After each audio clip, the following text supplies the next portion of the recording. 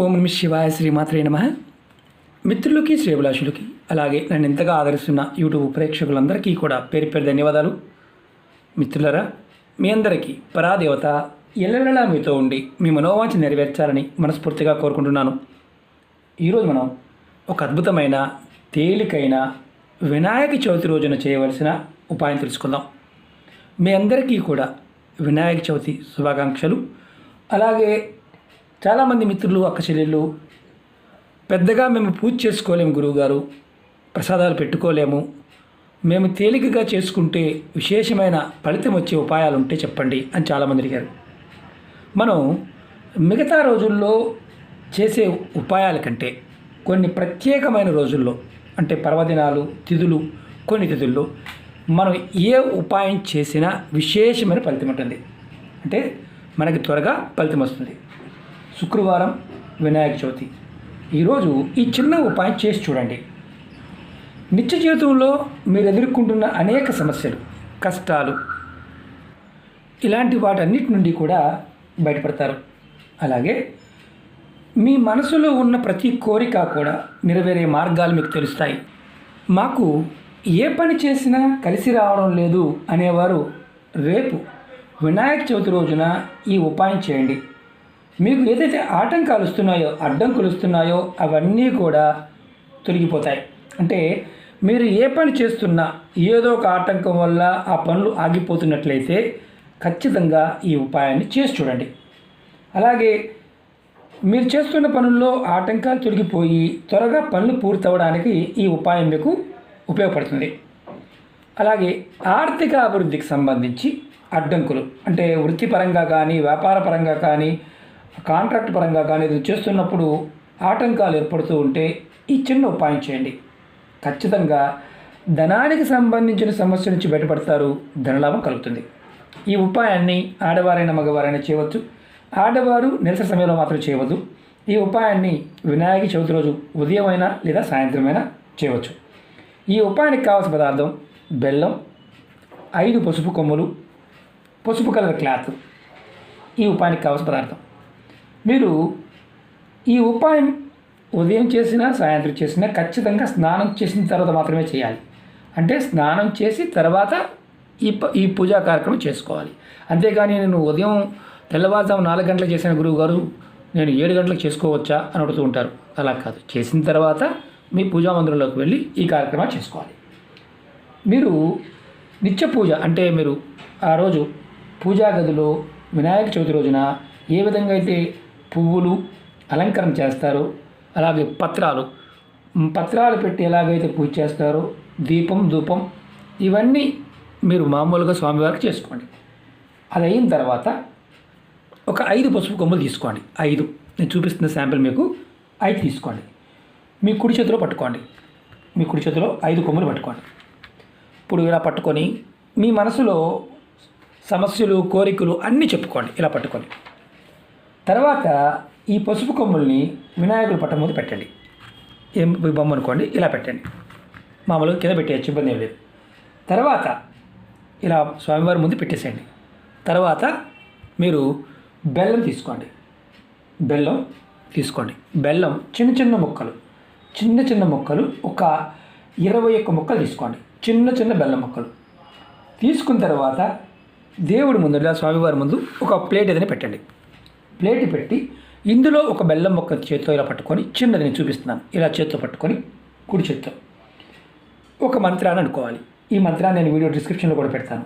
మొక్క చేతితో పట్టుకొని ఓం గం గణపతియే నమః, ఓం గం గణపతియే నమః అనే మంత్రాన్ని మనసులో తలుచుకొని బెల్లం ముక్కలు ప్లేట్లో పెట్టండి. ఇలా మీరు 21 బెల్లం ముక్కలను కూడా మంత్రం తలుచుకొని ప్లేట్లో పెట్టండి.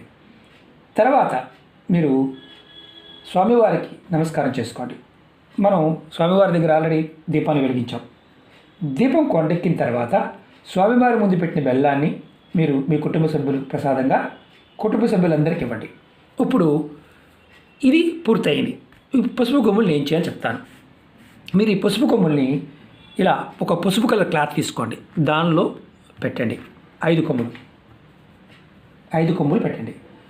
దీపం కొండెక్కిన తర్వాత మీరు ఈ క్లాత్ని ఇలాగే స్వామివారి ముందు ఉంచేయండి.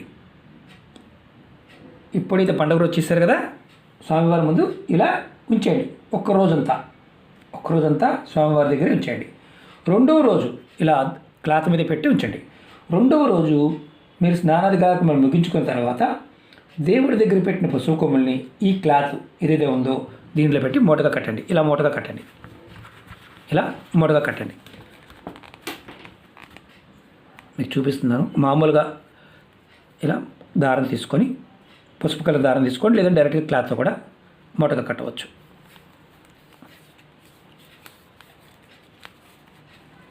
జస్ట్ మీకు చూపించడం కోసం. ఇప్పుడు ఇది రెండో రోజు చేస్తున్నారు. ఈ మూట కట్టిన పసుపు కొమ్ముల్ని దీపం అంటే దీపం చూపించండి, ధూపం చూపించండి. ఈ పసుపు కొమ్ముల మూటని మీరు ఏం చేస్తారంటే కబోర్డ్లో కానీ, డబ్బులు పెట్టే ప్రదేశంలో కానీ ఒక నెలంతా ఉంచుకోండి. ఒక నెల రోజుల పాటు ఉంచండి.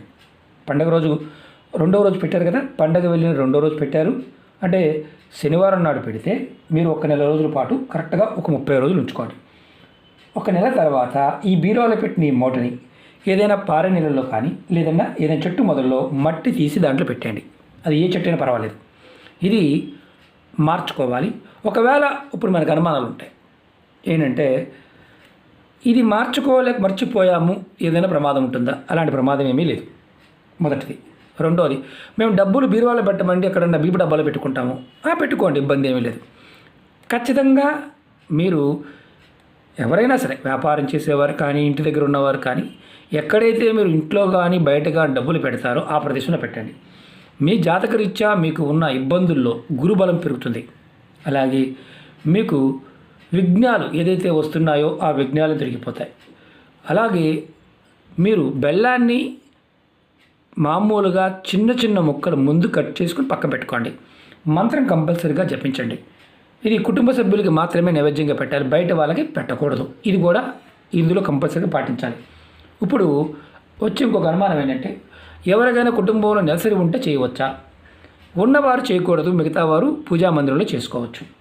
స్వామివారి దగ్గర మరి దీపారాధన చేయమన్నారు, దేంతో చేయాలి? ఆవు నూనెతో కానీ, కొబ్బరి నూనెతో కానీ చేయవచ్చు. అలాగే మరి ఇది పెట్టిన తర్వాత మామూలుగా ఈ పసుపు కొమ్ముల్ని చిన్నవి పెట్టవచ్చా, లేదా ఒక కొమ్ముని 2గా విరిచిపెట్టవచ్చా? ఇలాంటి అనుమానం ఉంటుంది.